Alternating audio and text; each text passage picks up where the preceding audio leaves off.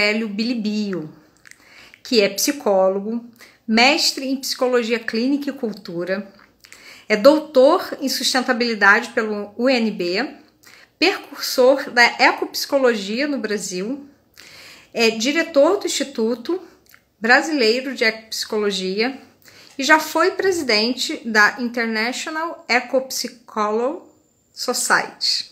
Será que é assim que fala? Acho que é. Gente, hoje o papo é com o Marco Bilibio, queridíssimo. Quem conhece sabe o quanto é uma pessoa que transmite muito conhecimento, que leva, né, a gente, através das práticas e das experiências, das reflexões, a ampliar a nossa visão de mundo nessa direção da ecologia e psicologia. E ele vai estar aqui para falar um pouquinho também sobre a ecopsicologia, mas o principal motivo da gente convidar o Marco é para ele contar para a gente como foi a experiência dele em contato com os conteúdos e as práticas que o Bill Plotkin traz para o mundo, né? O Bill, que é autor do livro Artesania da Alma, que a gente está com pré-venda aberta, com 30% de desconto. E o Marco, ele conversou, falou em determinado momento o quanto esse livro contribuiu para a formação dele, para a ampliação da visão de mundo dele também. E é com ele que a gente vai conversar hoje. Mas eu também tenho uma pessoa também muito especial para bater esse papo junto com o Marco Aurélio, que é o Fê Chamas, que inclusive fez a tradução do Artesania da Alma e que é um cara muito dedicado a esse tema. Ele está fazendo a formação na Anima Valley, que é promovida, que é organizada pelo Bill. Então é um cara que está mergulhado não só nessa temática, mas em outras. Bom, quem conhece o Fê sabe, quem não conhece vai conhecer agora. Deixa eu chamar ele aqui. Só um minutinho, deixa eu chamar esse pessoal aqui para falar aqui com a gente. Bom, vocês sabem como é, né? Essa entrada aqui. Cadê o... Tana. Ei! Oi, Marco, tudo bom? Bem, que você Tudo bom. Da última vez que a gente se encontrou foi pessoalmente, né? foi pessoal. Foi muito bom, inclusive. Eu tive a oportunidade... Oi? Em Juiz de Fora, né? Isso, exatamente. Eu tive a oportunidade de participar de uma oficina de final de semana com o Marco. Revolucionário, assim, realmente são experiências... Então, é muito interessante, né, Marco? Porque você traz conteúdo e a prática que você propõe não sei se complementa, mas com certeza, assim, se somente complementa, sabe? Eu acho que quando você traz a prática, é como integrando, a gente integra efetivamente, né, os conteúdos que você traz. Então, muito bom, muito bom. O objetivo é esse mesmo, Isabel. A teoria, apesar de que a teoria da ecologia ela tem uma capacidade enorme de estremecer alguns dos pilares da que a gente tem. A descrição que ela faz de quem somos nós e como vivemos a crise que estamos vivendo, né? Isso tudo é muito rico, inspirador, mas a prática é fundamental. Fazer o contato com a dimensão mais profunda da alma, que é a natureza, não na teoria, mas na prática, de sentir isso, abrir esse diálogo com essa dimensão mais profunda, é o que faz a diferença. Né? E é o que a gente realmente... Exato. Ó, quem chegou aqui foi o Fê Chamas, querido. E obrigada, quero agradecer a vocês dois, agradecer a possibilidade da gente estar aqui batendo esse papo. Já fiz uma introdução aqui, apresentando o Marco Bilibio, falando um pouquinho da nossa proposta aqui. E passo a bola aqui para o Fê. Boa noite. Oi, Bel. Oi, Marco. Prazer estar junto aqui. Eu vou te ver. Que alegria Bom, eu sou um fã do Marco, já assisti aulas de diversas maneiras, a gente já trocou um pouco, né, Marco? É muito bom a gente podendo bater esse papo e ainda mais sobre um tema que é muito especial, assim, e que une a gente, né? Acho que une interesses da Bel, meu e seu também, né? Então, estou bem feliz de estar aqui agora. Eu estou muito feliz também, Fê. E feliz também por você ter sentido esse chamado, né? De correr esse caminho do Plotkin, do Soulcraft, da artesania da alma e assim, ajudar a gente aqui de língua portuguesa com esse esforço de fazer a tradução do livro. Então, muito legal, te dou os parabéns. Fico muito feliz que você tenha feito essa trilha. Que bom. Para mim é um prazer, eu entendi como uma forma, mais uma forma, né? Uma das formas de oferecer, de estar a serviço mesmo, né? Então, feliz de saber que chega para o mundo. Podemos ir direto para a entrevista, Bel? Para soltar as perguntas aqui? Eu estou curioso, eu quero escutar mais. Olha, o Marco Blibi, vamos aí, vamos explorando esse homem aí, que, pelo amor de Deus, o que tem de conteúdo, sabedoria, experiência para pôr para o mundo, vamos falando com ele. Vamos deixar ele falar. É. Queria começar, acho que te perguntando, te dar um espaço mesmo para falar um pouco de como que você chegou a ter contato com esse tema artesania da alma, né? Acho que antes da gente entrar em ecopsicologia, né, e outros, começar um pouco nesse lugar mais específico, né? Quando foi que você topou de frente com o Soulcraft, no caso ainda, né, que não tinha sido traduzido? E talvez como que ele chegou até você, como que você recebeu o conteúdo, o que mexeu aí? Queria escutar um pouquinho sobre isso. Para mim, o Plotkin e o Soulcraft estão completamente ligados à minha descoberta da ecopsicologia, que aconteceu em 2004. E em 2004 e 2005 eu já estava a todo vapor estudando, buscando aprender práticas de natureza, fazendo formação em expedição e fiz a formação da Outward Bound, inclusive é citada por ele no livro, no sentido de me qualificar para poder estar com segurança na natureza, explorando a experiência.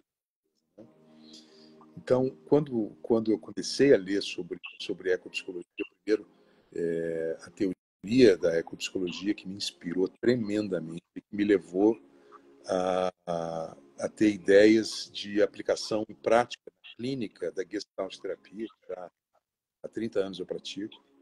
Então, eu comecei, além das experimentações, consultórios, experimentações de natureza e a leitura da teoria, eu comecei a procurar quem eram os autores que podiam ajudar a compreender as muitas possíveis aplicações práticas, né, das propostas da ecopsicologia.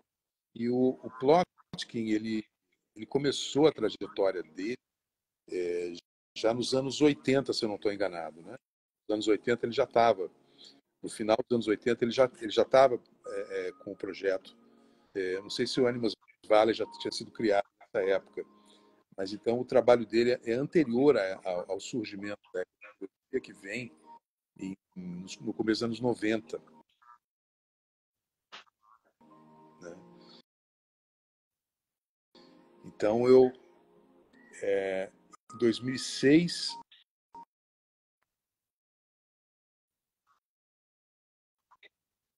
né? E aí eu li e eu te digo assim que foi um dos grandes autores que me inspiraram a caminhar dentro da ecologia, sabe? O Plotkin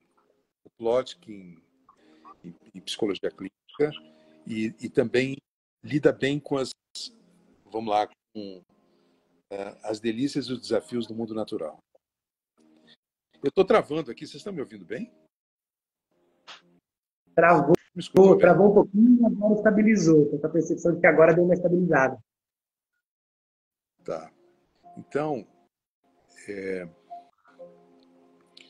Então, assim, o Plock, ele é um junguiano, psicólogo inspirado na psicologia junguiana.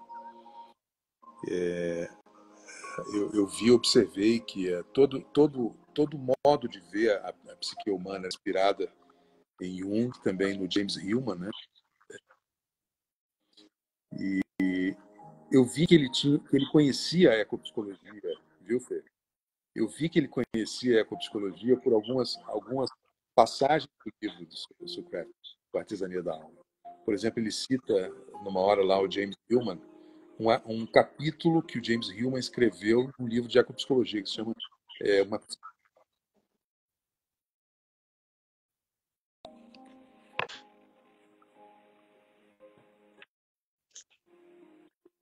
Bom, agora, Gente, eu queria saber o nome desse capítulo aí, porque foi bem na hora do nome, né? Mas, tá aí ainda, Marcos, hoje a gente?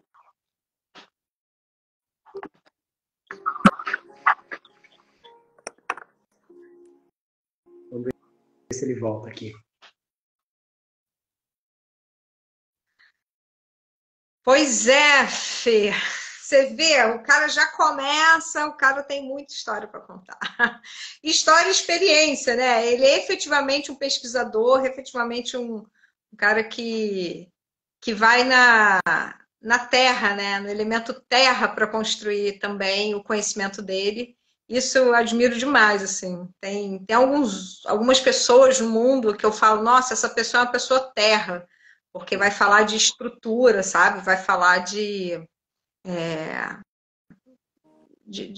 pilares, né? E para mim o Marco Bilibili é uma dessas pessoas, assim, dentro do que a gente estuda, do que a gente vive, né? E vamos ver se ele volta.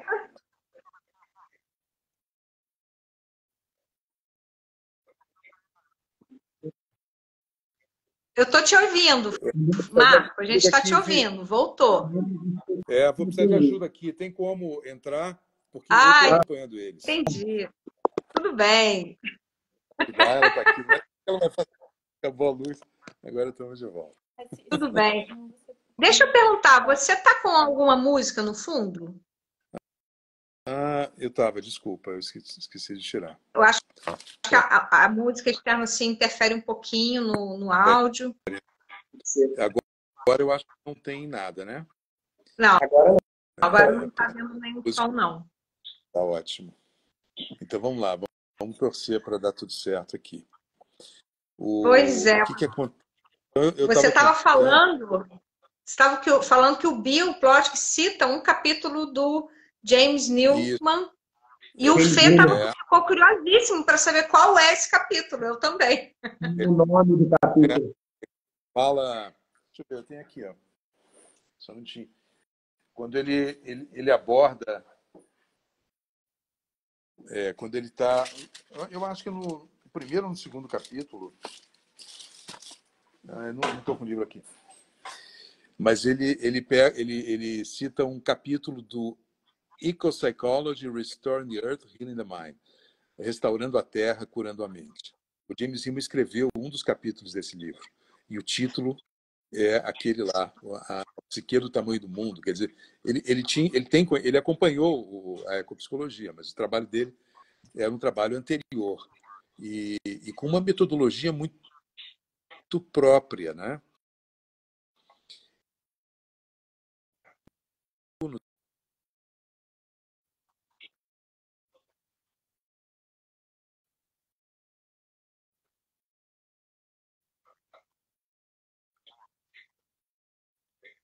Ele é um pioneiro, porque depois dele começaram a ser obras que focalizaram o pensamento ecológico do Jung.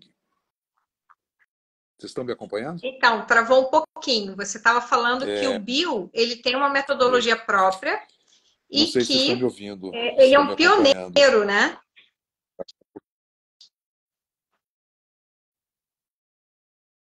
Ei, Marco, tá travando muito.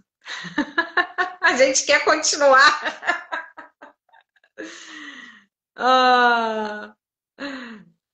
Oi. Você acha... Marco, tá ouvindo a gente? Oi, tá Oi. difícil aqui, né? Que Tá caos travando aí. bastante. Eu não sei se você tem alguma outra fonte para a internet. Enfim, que eu vou.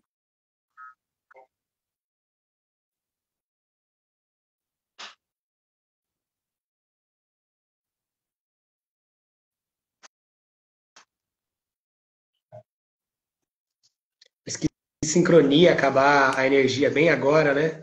Poxa Vamos ver se vai vida! agora. Mas então, para quem é interessante, para quem está disposto a fazer essa jornada da alma, é muito interessante. Porque ele realmente é um pioneiro. Depois dele, surgiu uma obra sobre o pensamento ecológico do Jung. E, Aham. posteriormente, foi inaugurada uma vertente chamada ecopsicologia junguiana. Tá? Hoje, por exemplo, a Associação Junguiana do Brasil, ela tem um departamento de ecopsicologia. O Plot é uma Isso. bibliografia. Isso é importante, eu quero dizer para vocês, o Plotkin é bibliografia da formação em ecopsicologia. Legal. Porque, porque o Plotkin ele criou uma metodologia, ele organizou um processo de mergulho para dentro da alma, que é também um mergulho para a natureza, que a ecopsicologia pretende fazer. E entende como fundamental nessa época. Né?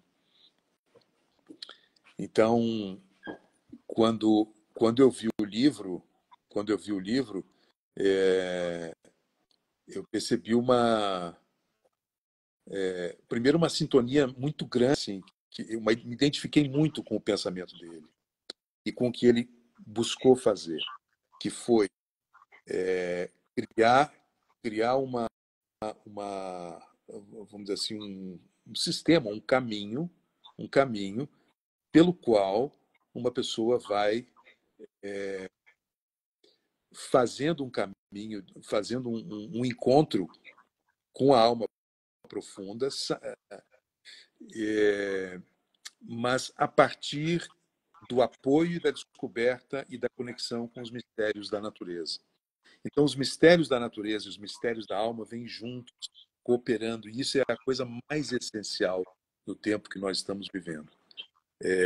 Agora, na formação em ecopsicologia, nós estamos estudando um texto do Paul Shepard chamado Natureza e Loucura, em que ele fala o seguinte, o Bill Plotkin tem tudo a ver com isso.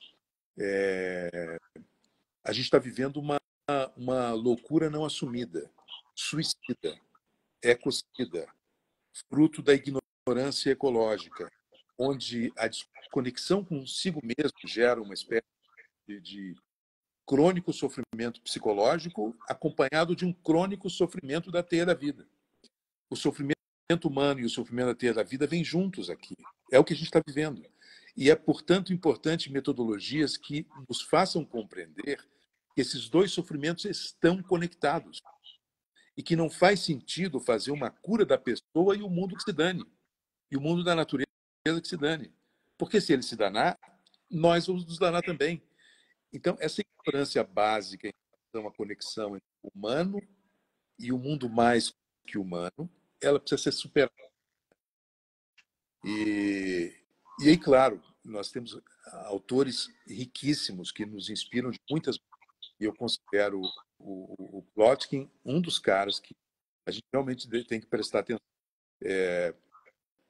Ele tem uma ideia que eu acho que gostei muito quando li, que é que nós somos fruto de de uma religiosidade, a nossa cultura é fruto de uma religiosidade transcendente.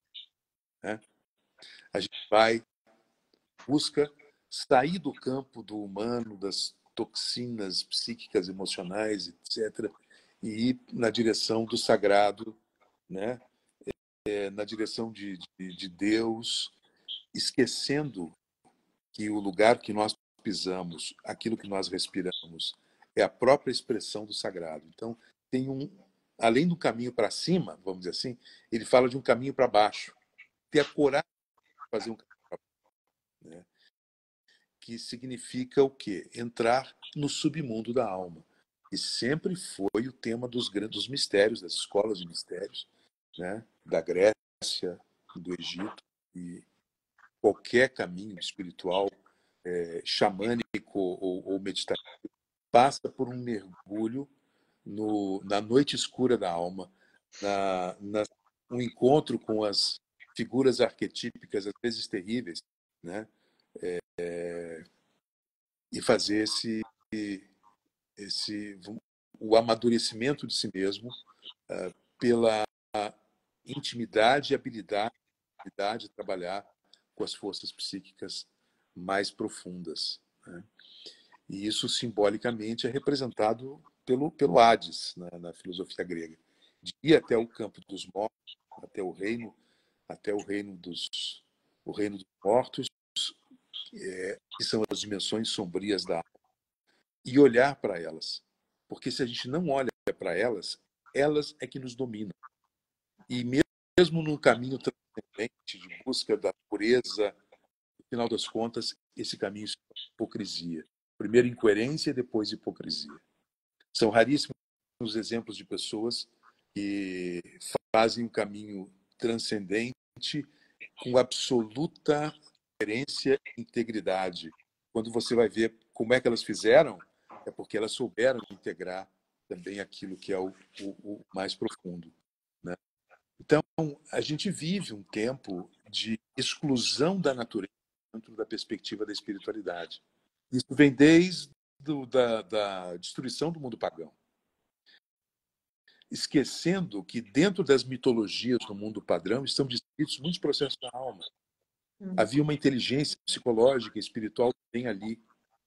E o interessante é que o Plotkin ele não troca uma coisa pela outra, né? Não é tirar o caminho transcendente para entrar no caminho das profundezas. É integrar os dois. É isso aí. Integrar os dois.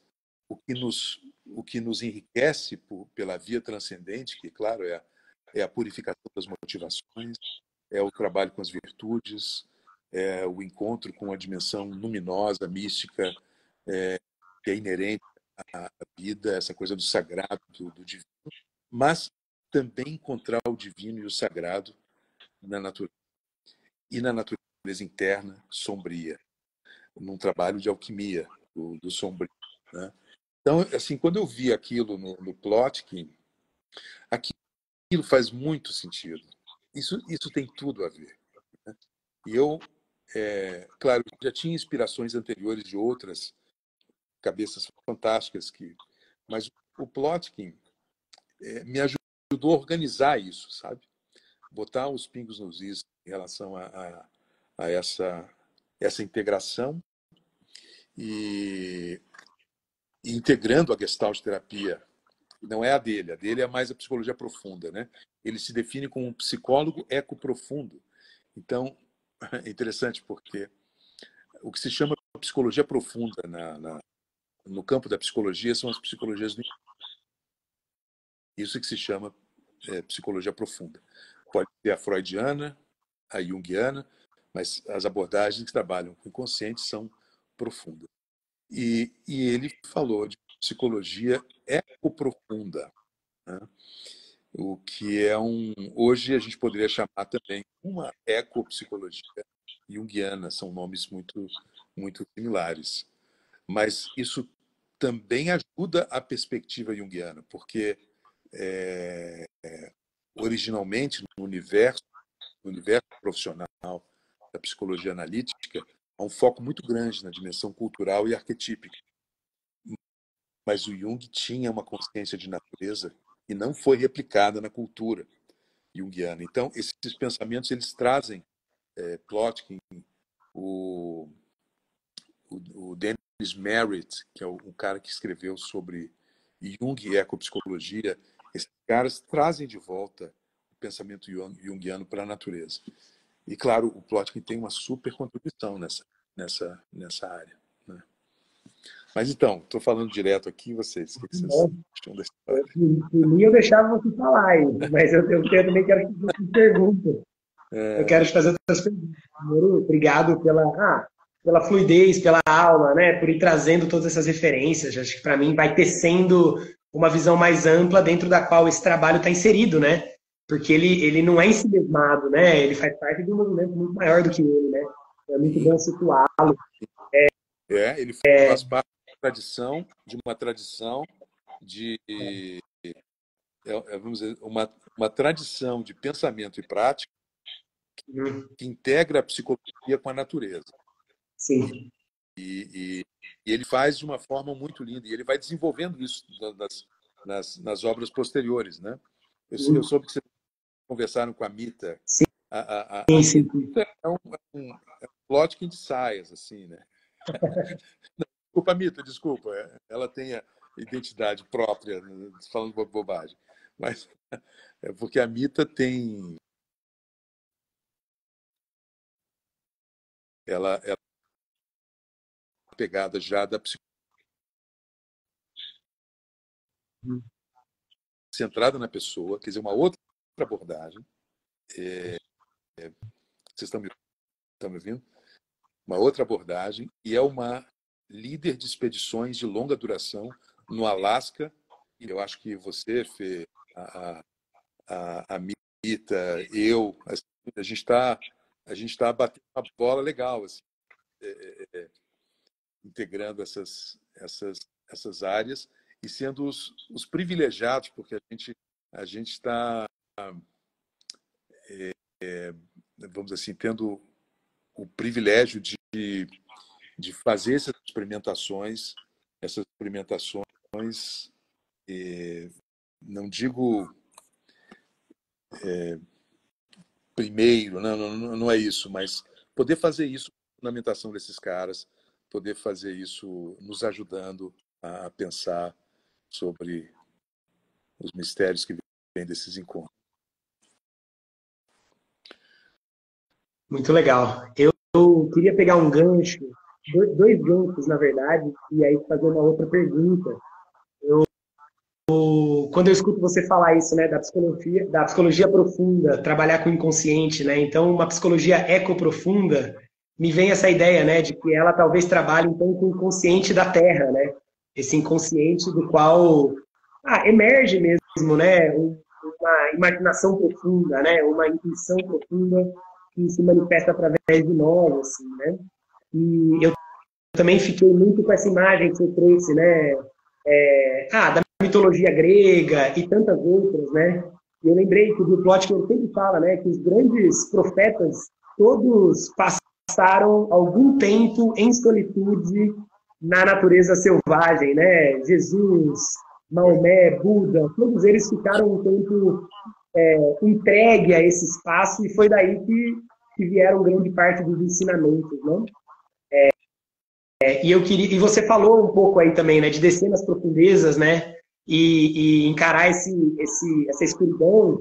Em algum momento você falou de morte, né, esse processo de morte que acontece. E eu queria te escutar falando um pouco nessa direção, Marcos, que eu estou curioso de escutar de você, pensando nisso, né, no inconsciente da Terra, pensando nos processos de solitude, de interação com a natureza selvagem, e pensando nesse processo de descendência, né? Qual que é o papel que você vê? Eu estou relacionando aqui a morte e a tristeza, né? Mas qual o papel que você vê para esses processos de morte, de deixar morrer partes nossas, né? Que precisam morrer para a gente se renovar?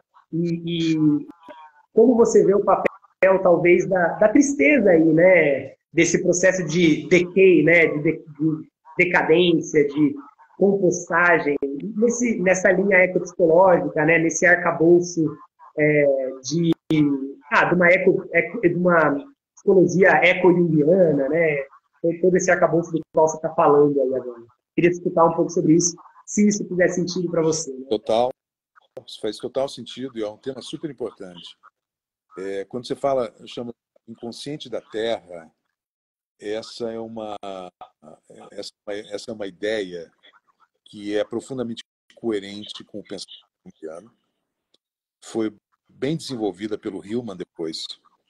Ela é uma ideia que contesta, vamos dizer assim, que a consciência e mesmo o inconsciente sejam um privilégio do humano.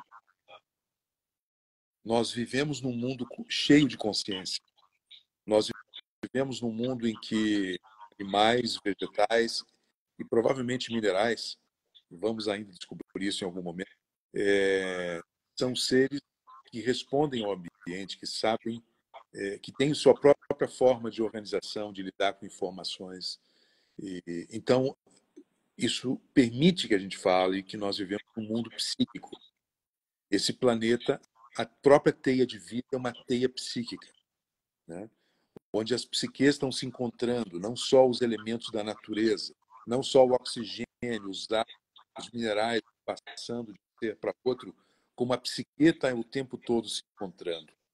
Isso nos leva a pensar também, seguindo a ideia do James Lovelock, da teoria de Gaia, de que esse planeta é um grande organismo. Ele funciona como um grande organismo vivo, assim como o seu organismo, o meu. E lembrando que o Edgar Morin certa vez disse que não existe consciência sem estrutura e não existe estrutura sem consciência. Então, de alguma forma, a gente poderia, caso considerando que Morin está certo, que qualquer estrutura física é carregada de consciência, ou de espíritos, dessa chamada, usar uma linguagem mais ancestral, né? Então, esse Gaia, esse grande organismo planetário, ele é um ser, funciona com as qualidades de um organismo, e os antigos diziam que ele possui alma, que o planeta possui alma, né? O planeta possui consciência. Na perspectiva junguiana, o que é o inconsciente? Aquilo que é grande demais, aquilo que abarca todos os potenciais conteúdos da consciência, mas que a consciência não consegue integrá-los todos porque ela é mais limitada do que o inconsciente. Então, a consciência foca em conteúdos, mas existe todo um fundo de conteúdos psíquicos ainda inacessíveis para a consciência.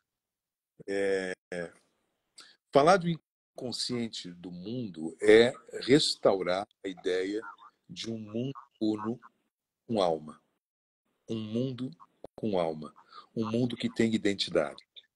Ele explora isso no livro, inclusive. O James Hillman, que foi o grande mestre dessa área, o James Hillman dizia que uma árvore tem alma. Uma pedra tem alma.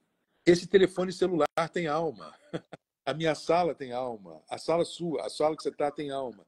Porque a minha sala é diferente da sua. Elas ganham uma identidade diferente. O que tem identidade tem alma, né? Então, quando a gente fala do inconsciente do mundo, a gente fala do contato do inconsciente pessoal com esse inconsciente coletivo e com o inconsciente do mundo, né? O encontro com a fala, vamos colocar da seguinte maneira: quando o mundo me fala, quando eu escuto o mundo e os conteúdos que o mundo me ensina sobre si mesmo, quando eles chegam a mim, esse é um momento luminoso na vida de uma pessoa, né? Abrir acesso a esse campo de diálogo com o não humano, o que a gente pode dizer, o encontro dos inconscientes, porém, onde os conscientes também ali estão em comunicação. Você lembra de uma passagem do livro do livro dele? Traduziu, você vai lembrar de que ele fala que ele está num lago e tem um pinheiro, e ele começou a sentir que o pinheiro era um grande monge zen. Lembra disso? Um grande monge zen ali meditando de frente para o lago. E quando fala de um monge zen, remete à ideia de uma disciplina, de uma presença, de uma consciência, né? E de repente ele olha para a esquerda, olha para a esquerda e tem uma borboleta na direção dele. O contrário do pinheiro, o contrário do monge. Pura flexibilidade, pura leveza, né? Pura leveza, representando o feminino, a dimensão feminina da alma, né? Vem e complementa esse monge e fala a ele. Quer dizer, num momento especial de consciência, ele escuta o inconsciente do mundo falando a ele por meio de uma borboleta. Depois, eu lembro que o processo dele, depois ele começa a sonhar e começam a vir várias figuras femininas no sonho. E a figura feminina, que representa a ânima, a alma, Jung ensinava que é pelos aspectos femininos da alma que nós somos iniciados nas artes do espírito. Quer dizer, o portal do espírito, quem faz a iniciação é a dimensão feminina, porque é a dimensão intuitiva, né? A dimensão sensível. A racional, sensorial, a lógica, não passa nesse portal. Precisa de é outro grau de sutileza, e é o feminino que faz, né? E então, isso na prática na medida que a gente se abre para a sensibilidade plena do humano, um pinheiro se torna um monge, uma borboleta se torna um mestre. E os encontros significativos com a natureza passam a ser orientadores no caminho da alma, né? Então, falar do inconsciente do mundo é falar da possibilidade de sabedoria que existe nesse mundo, né? E como em estados de alta sensibilidade a gente acessa a sabedoria do mundo, como muitos mestres do passado fizeram, todos eles, se não todos eles. Você lembrou Jesus, 40 dias no deserto? Quem já esteve no deserto diz que é uma experiência inesquecível, né? Quantos outros mestres espirituais, Buda numa floresta, se iluminou embaixo de uma árvore, né? E tantos outros, Moisés numa montanha. Então, os exemplos são muitos. A gente não vê, porque está condicionado, mas é óbvio que tem um papel, a natureza tem um papel central nos caminhos de autodescoberta do ser humano. A negação disso, o esquecimento dessa verdade, abriu as portas para a destruição desse planeta vivo, que não é só um doador de vida, ele é doador de consciência, de caminho, de espírito, né? E aí você traz a questão da morte. A morte, Hades, é um grande Deus. É o grande Deus. Ele tem a chave do portal que leva a consciência para uma outra esfera.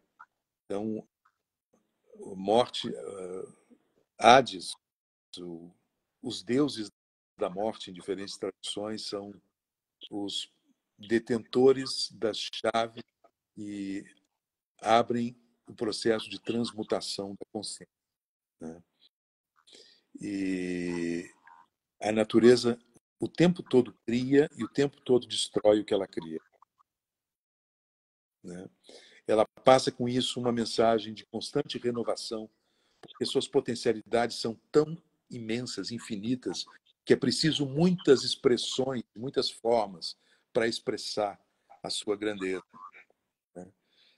E com a nossa noção limitada de vida e a identificação com o nosso corpo, com a nossa identidade, a gente morre de medo da morte. Morre de medo da morte. Mas a morte, ela está acontecendo o tempo todo se a gente está crescendo. Nós estamos deixando coisas velhas. Quanto mais consciência a gente tem, mais a gente vai abandonando ideias, abandonando desejos, abandonando crenças. A gente está abandonando estilo de vida. Uma alma tem a potência para ir abandonando dessa maneira, ela está preparada para morrer. E essa é uma alma viva, ela está preparada para morrer, porque ela dá espaço para o surgimento do novo o tempo todo. Então, a maior fonte de medo é justamente em relação a um portal que abre possibilidades. Eu, quando penso na morte, eu fico pensando assim, caramba, quando eu estiver na hora da minha morte, eu vou estar frente a um momento em que eu vou ver ou perceber o que tem do outro lado. Vai ser uma descoberta para mim, sabe? Vai ser uma descoberta de uau, eu quero ver o que tem lá, né? Se não tiver nada, Paciência. Pelo menos foi bom ter estado na expectativa de descobrir. Mas eu tenho indícios suficientes para pensar que a natureza não faz as coisas de jeito tão burro, não. Ela não joga fora as coisas. O, aquele, na natureza nada se cria, nada se perde, tudo se transforma. Lavoisier, né? Isso se aplica também à morte. E essa é a minha perspectiva. Se aplica à morte. Tudo se transforma. E, a morte física, ela é um símbolo das muitas mortes naturais do desenvolvimento de um ser, né? Eu creio que o amadurecimento espiritual leva a uma certa intimidade com a morte. Não é desejá-la, porém não é fugir dela, mas viver em contato com a transformação, né?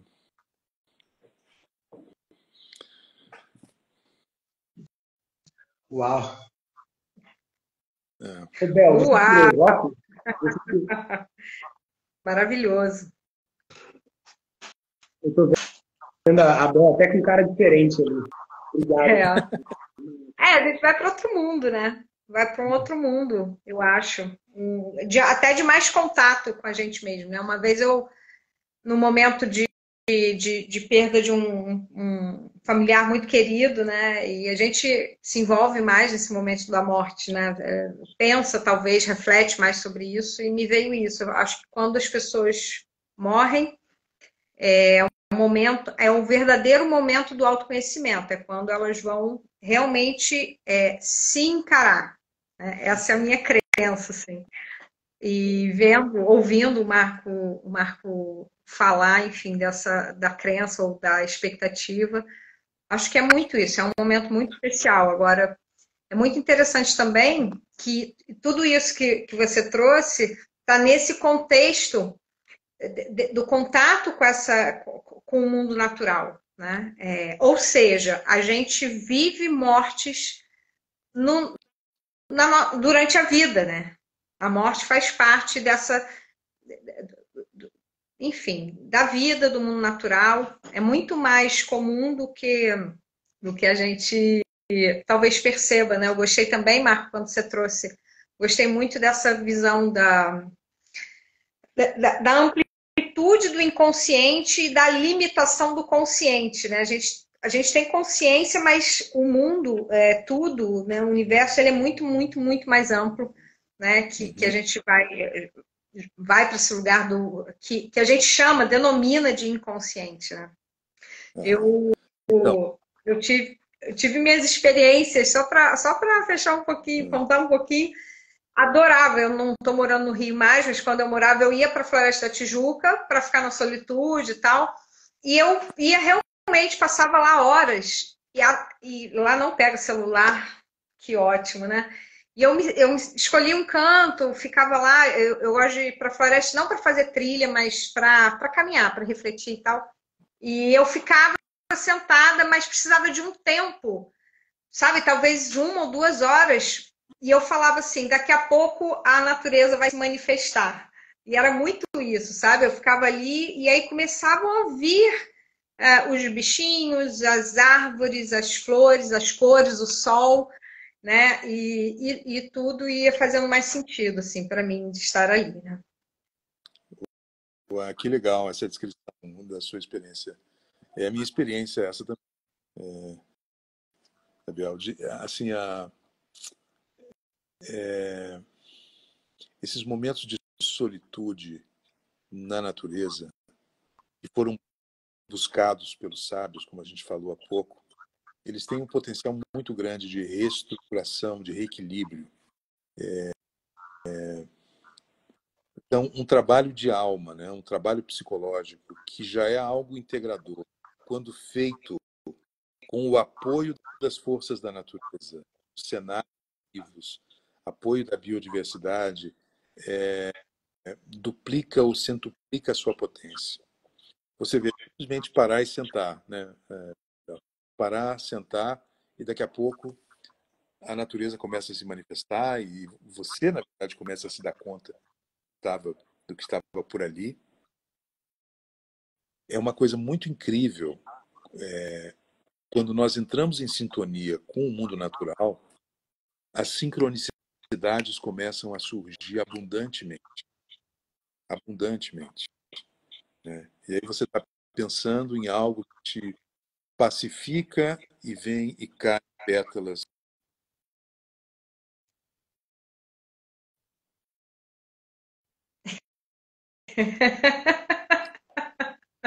Bem na hora que ele falou, fica e caem, caiu a luz também, né? Cai em pétalas, é. Muito bom, né?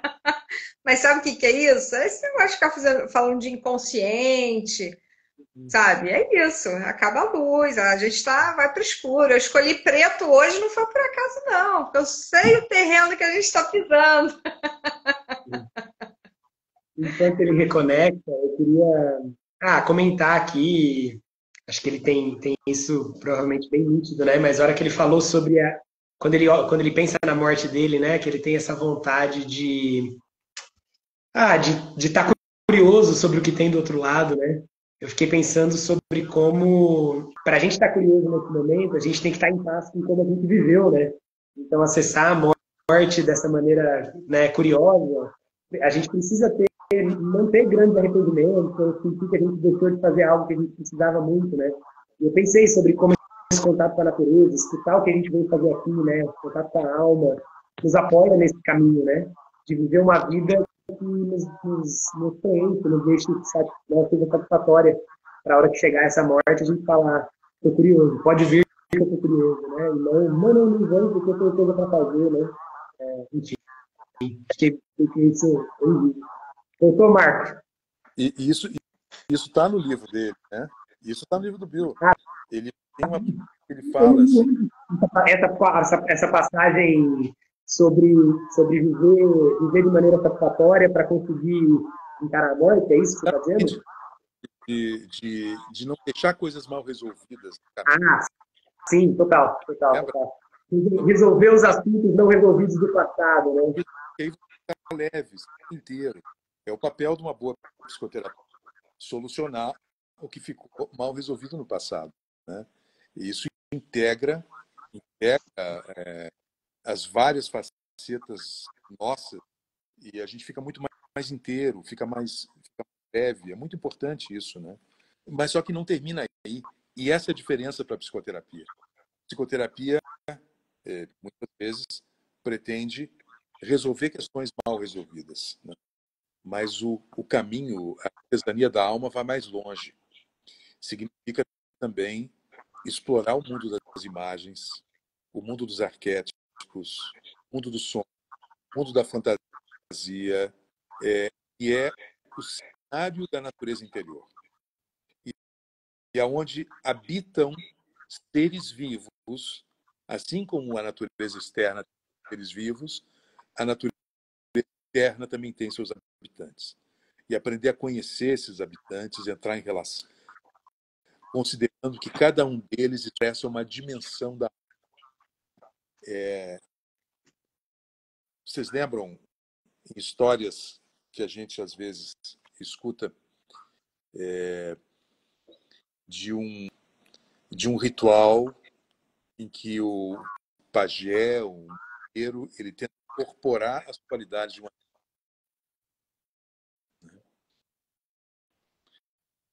Vocês estão me ouvindo? Sim, a gente está te ouvindo. A última coisa que eu ouvi que você falou foi o pajé, ele tem que incorporar as qualidades de... Aí deu uma pequena cortadinha. Sim, as qualidades de um animal, que o animal pode simbolizar uma dimensão da alma, né? A coragem de um urso ou de uma onça, a visão de uma águia, a visão de uma coruja, são simbólicas vivas do mundo natural, né? Hoje a gente faz isso com os florais, você pega a energia dos florais. Os antigos faziam, e com as ervas também. Então, o nosso mundo interno, ele também é mais chamou de arquetípicas, os deuses que nos habitam. E então, isso aqui é incrível, porque é reconhecer a vastidão do mundo de fora, espelhando a vastidão do mundo de dentro, que são os caminhos de orientação ecopsicológica, todos eles, privilegiado nisso, que vão fazendo essa conexão em dois mundos, considerando que os caminhos terapêuticos do futuro, eu considero, eles vão precisar ser caminhos que curem a alma e os lugares. Não é suficiente curar é preciso curar os lugares. Aquilo que a gente destruiu, a gente tem que restaurar. Não é justo com a matriz da vida a gente achar que pode crescer por dentro sem olhar para fora. Então, restaurar ambientes, isso passa a ser um projeto psicoterapêutico do futuro da nossa espécie. Eu tenho para mim. E eu vou também sugerir curar culturas, né? Restaurar, você trouxe restaurar, a palavra restaurar, né? Na Bobó a gente trabalha as culturas regenerativas, né? Então tem a dimensão individual, a dimensão mundo e a dimensão relação, né? Então quando a gente fala de cultura, a gente está falando de relação entre nós, humanos e mais que humanos. Então culturas que sejam regenerativas, que a base já tragam a ação regenerativa, a ação de que a restauração é uma etapa para a gente chegar na regeneração. Né? Então, arrou. Gente, a gente vai precisar terminar. Vocês acreditam? Eu acho que a gente poderia ficar aqui 3, 5 dias falando, conversando, trocando ideia. Eu queria fazer só mais uma perguntinha. Deixa eu fazer só mais uma. Por favor. Ela é meio cabeluda, viu, Marco? Então, você respira. Mas eu ando muito conectado com os paradoxos, né? Que no mundo natural a gente topa de frente com eles, né? Não são contradições, né? Não é ou, né?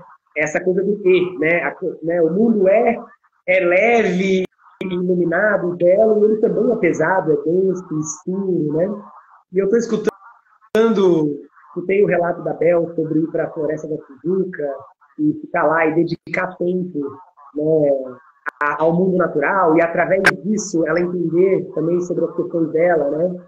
E também você falando um pouco sobre a sua experiência, né, Marco? E me veio esse olhar de estar em reciprocidade com o mundo, né?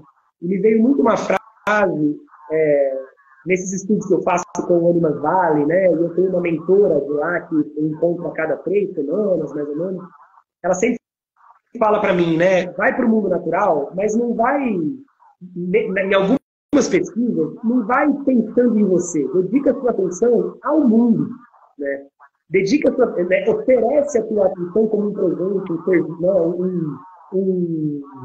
uma oferenda mesmo, né? Ao mundo. E, curiosamente, através dessa oferta da minha atenção para o mundo, do meu cuidado, eu descubro sobre mim mesmo, né? Quando eu saio de mim e dedico a minha atenção ao mundo, eu aprendo e recebo informações sobre mim. E quando eu estou preso em mim, querendo saber sobre mim, eu não recebo, eu peco, né? E eu quero trazer isso, Marco, te perguntando, porque para mim é uma questão muito importante a gente falar disso, né? De como essa pandemia que a gente vive, mundial, né? De depressão, de ansiedade, de síndrome do pânico e tudo mais, né? Eu convivi muito de perto com depressão a minha vida inteira, desde a minha infância, né? Não eu vivendo isso, mas uma pessoa muito importante para minha família. Tem eu vi um certo fechamento na própria história, né? A minha história como limitada a mim mesmo. E um bloqueio mesmo de conectar com a história mais ampla do mundo, das culturas, da sociedade, né? E quando eu penso nessa dinâmica de reciprocidade, de abertura para o mundo natural, eu quase que vejo um antídoto aí mesmo, né? Saindo de mim, eu descubro mais sobre mim. Saindo de mim, eu me abro para cura para esses processos, né? Então eu queria escutar, aproveitar que você é da ecopsicologia, conhece a autonomia da alma e é um psicólogo, né? te escutando, há quanto tempo você pesquisa tudo isso, me senti muito humilde, assim, de falar, uau, quanto tempo, né, quanta experiência. Queria te escutar um pouco sobre como você vê esse trabalho de ecopsicologia, de artesania da alma, como um possível caminho para cuidar dessas pandemias que nos acometem, né? Essas questões psicoemocionais, psicoespirituais que nos acometem social e globalmente hoje em dia, né? Fê, primeiro eu queria assim, deixar bem explícito que a artesania da alma é uma metodologia totalmente coerente com a ecopsicologia. Ponto. Isso é muito importante. E bons ecopsicólogos devem conhecer o Plotkin e o trabalho dele. Tá?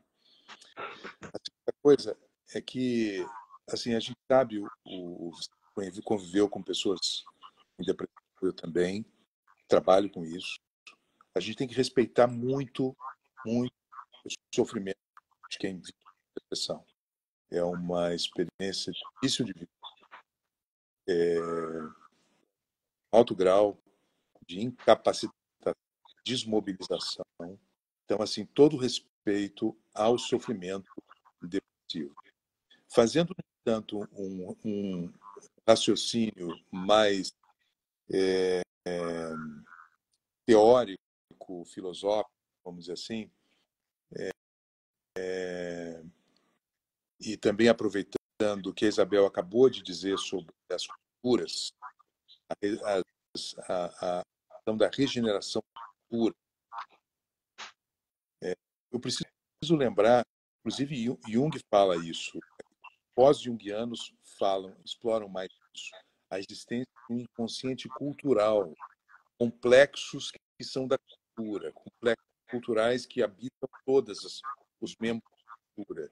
E um dos complexos culturais, que o James Hillman, inclusive, dentro do vamos dizer assim, a obra dele, 100 anos de psicoterapia e estamos cada vez pior. Tá?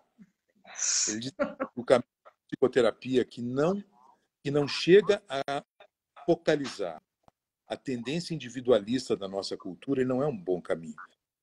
É como se esses complexos culturais eles fossem tão profundos que eles, inclusive os terapeutas aceitam isso como dá. Né? Acontece que o caminho individualista ele evolui, o caminho do individualismo que está nos levando a uma crise absurda, grave. O caminho do individualismo ele é um caminho que enfraquece a percepção do outro. Tá? A evolução do individualismo vai para o isolamento ou vai para o narcisismo. Então, de um ponto de vista mais, vamos dizer assim, uma reflexão sobre o sentido da depressão no tempo, ela é uma expressão da era do individualismo. No quadro depressivo, a pessoa se sente presa nela mesma. Ela está num casulo, não no sentido do pote, mas num casulo de desconexão com os outros. No fundo, há uma desconexão profunda consigo próprio também. Mas assim, esse sofrimento típico do isolamento é definido na depressão. A depressão é um grande agravamento. Então, uma sociedade que estimula o individualismo, ela evolui para a depressão, porque do é a negação da realidade básica, que é a interdependência, da interconexão, da troca. Eu diria que o caminho de saúde na psicológica, o plot integra, é o de reconhecer-se em relação com todas as coisas e abrir relações ricas com todos os seres, não apenas humanos, mas como seres não humanos.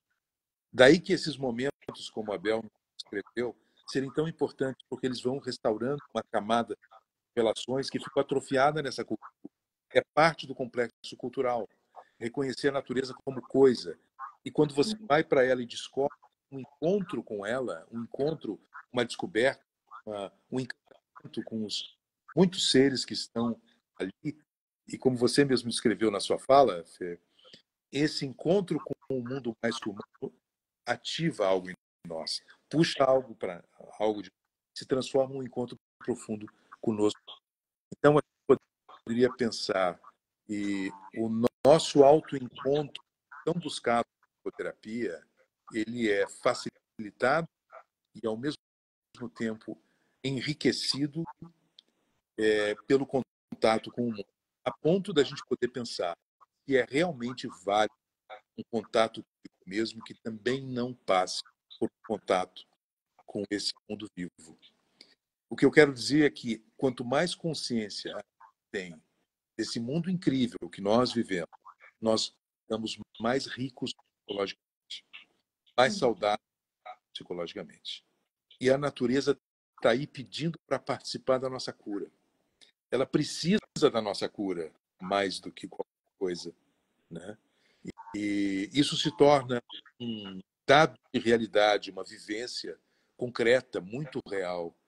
Uma pessoa se dispõe a olhar para a natureza em seus mistérios e, com a observação cuidadosa, chegar mais e mais perto de uma conexão profunda com ela. Isso se espelha numa conexão profunda consigo mesmo e configura a cura que é necessária, histórico, que é restaurar as conexões da alma humana com a alma do mundo, a psique e o planeta. E aí que a obra do Clóvis é uma enorme contribuição para fazer esse caminho. Por isso eu recomendo, ele é a bibliografia da época, para qualquer pessoa, eu recomendo realmente ler Bill Plotkin. É uma inspiração, é uma instrumentalização, é um mapa do crescimento da alma em sintonia com a natureza.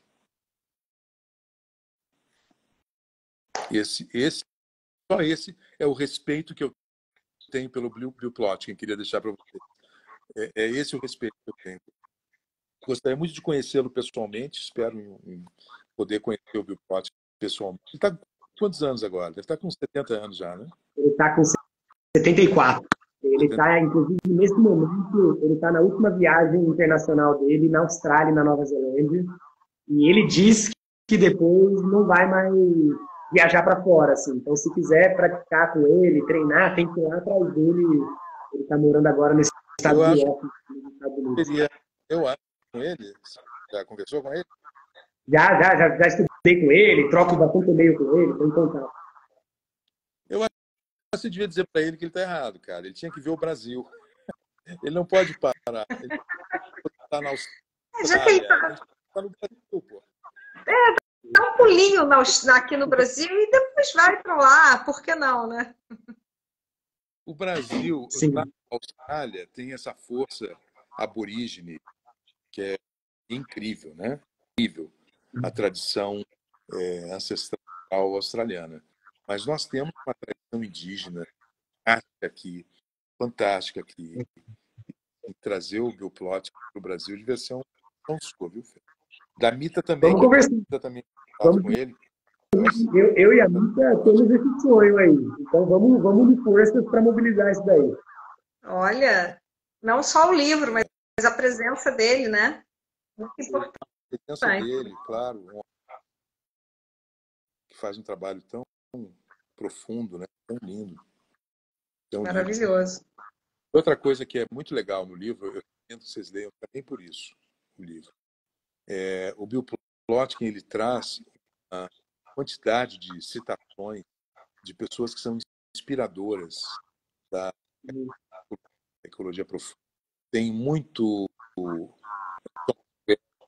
Thomas Berry é um cara que tinha que estar traduzindo tudo dele aqui no Brasil. Ele se inspira muito num poeta. Eu não conhecia esse poeta, David White, se não me engano. Mas ele traz citações do Hillman, citações do Green, citações do Thomas Berry.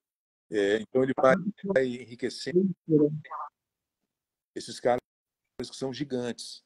Eles são gigantes. Sim. Mesmo, né? Ele conta o encontro dele com a Dolores LaChapelle. A Dolores LaChapelle é também uma inspiração da ecopsicologia. Ela é uma figura importante na ecopsicologia. Eu conheci ela no Brasil, sabe, Fê? Ela veio ao Brasil para Congresso Internacional da Sociedade Teosófica. E eu sou estudante do Abate, estudante de Teosofia, e veio a La Chapelle para cá, e o Conselho de Todos os Seres, que é o grande experimento da ecologia profunda, com ela. É a primeira vez que eu experimentei a vivência. Mas então, assim, muita gente boa que tem ali no livro, muita gente boa, pessoas com trabalho de peso, então é muito profunda a leitura. Maravilha. O livro está chegando, já está traduzido, está no meu colo para eu fazer a minha leitura de editora, mas vai ser publicado, já está. A gente está fazendo a pré-venda para, de alguma forma, que ele seja publicado de uma maneira saudável financeiramente, né? Que todos os profissionais envolvidos sejam remunerados, devidamente remunerados. E aí, a gente hoje colocou no ar a possibilidade de quem se interessar pelo livro também pode fazer um curso de 8 horas com o Brian Stanford. Stanford, fala? Brian Stafford. Ele é um guia sênior do Animas Valley e ele trabalha diretamente com o Bill, né? Inclusive é ele que está na Austrália com o Bill agora e ele vai dar esse curso de 3 dias, né? Online. Pode falar mais detalhes, Bel. É isso, dia 6, 7 e 8 de dezembro. Então, quem quiser pode comprar, vamos dizer, esse combo, né? O curso do Brian com o livro.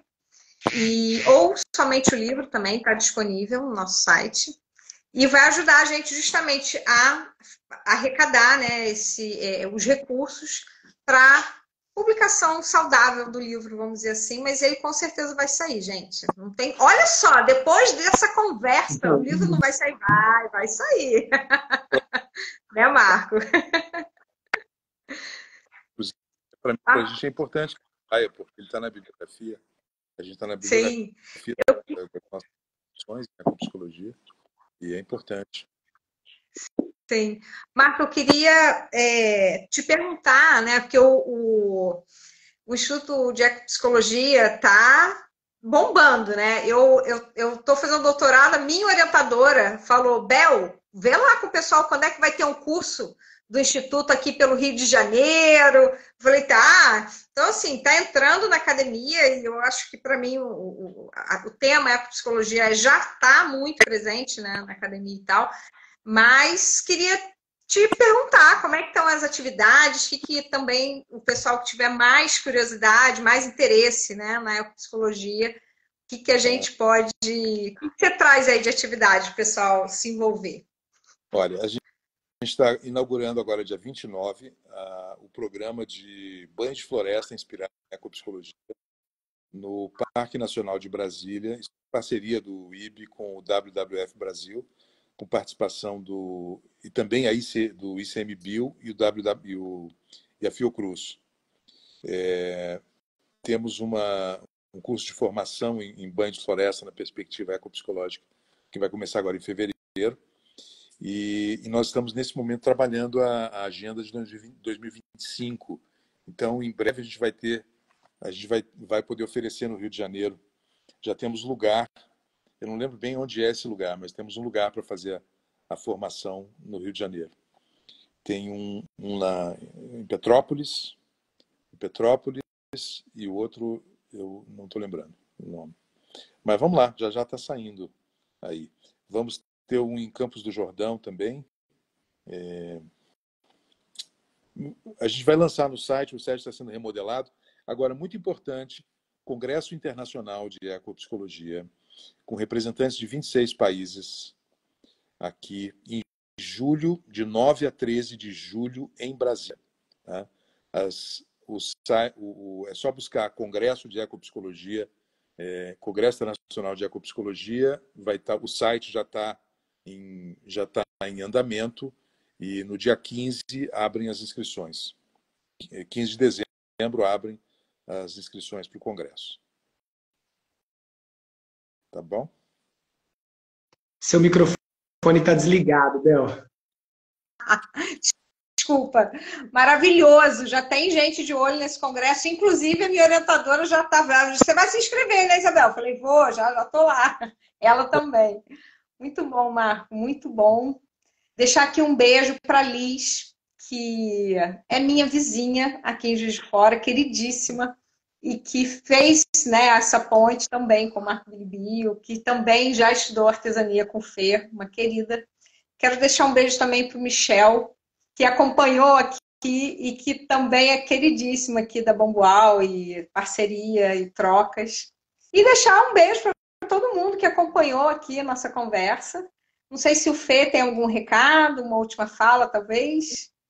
Eu acho que acho que primeiro, só dizer, Marco, gratidão por tomar esse tempo, dedicar esse tempo e toda a sua experiência, a sua bagagem a ajudar a gente a colocar esse livro no mundo, a levar essa mensagem para mais gente. Tô me sentindo realmente... Em inglês a gente tem o termo humildecer, né? Eu estou humildecido pela sua presença aqui, né? Então, muito obrigado por isso. E acho que eu quero deixar só o convite para quem quiser vir para o curso, vai ser uma oportunidade bem acessível de fazer uma vivência com o Instituto do Bill Plotkin, né? Com o Animas Valley. Não vai ser ele facilitando, mas é um guia sênior que trabalha com ele.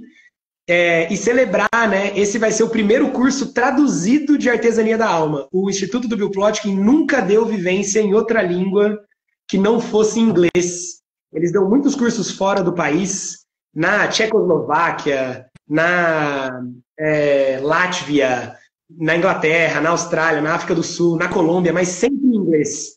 E eu estou martelando lá que no Brasil tem que ter tradução, tem que ser em português para as pessoas conseguirem acessar. E a gente está conseguindo. Então, vai ser a primeira vivência com uma tradução simultânea. Então, venham. Vai ser um prazer estar junto. É online esse curso ou ele vem ao Brasil? Vai ser online.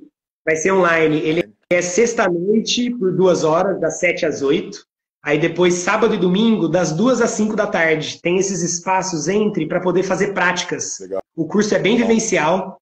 Ele convida muitas práticas, né? Então, a gente faz uma coisa sexta-noite, sábado de manhã, dá para praticar num parque, numa floresta, em algum espaço, aí se encontra sábado à tarde. Aí, domingo de manhã pratica, domingo à tarde se encontra. As datas, alguém perguntou aqui, vai ser do dia 6 ao dia 8 de dezembro, 6, 7 e 8, sexta, sábado e domingo. Tá, se eu puder, eu vou fazer, sim. Quero fazer isso. Que legal. Imagina, né, o Marco interagindo.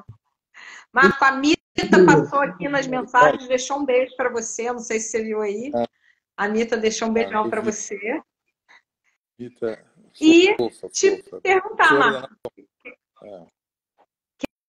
quer umas últimas palavras, assim, no encerramento? Não, eu quero dizer que primeiro de tudo que eu gosto muito de vocês, que eu me sinto bem e que admiro muito o que vocês estão fazendo. E é isso. Então, obrigado pelo convite, foi um barato. A Bel e eu temos conversado sobre o meu livro, né? Meu livro vai sair pela Bambual também. Então, estamos juntos. Eu não quis falar nada porque eu já forcei muito a barra para esse livro sair. Já que você falou... Vai sair, hein? No congresso.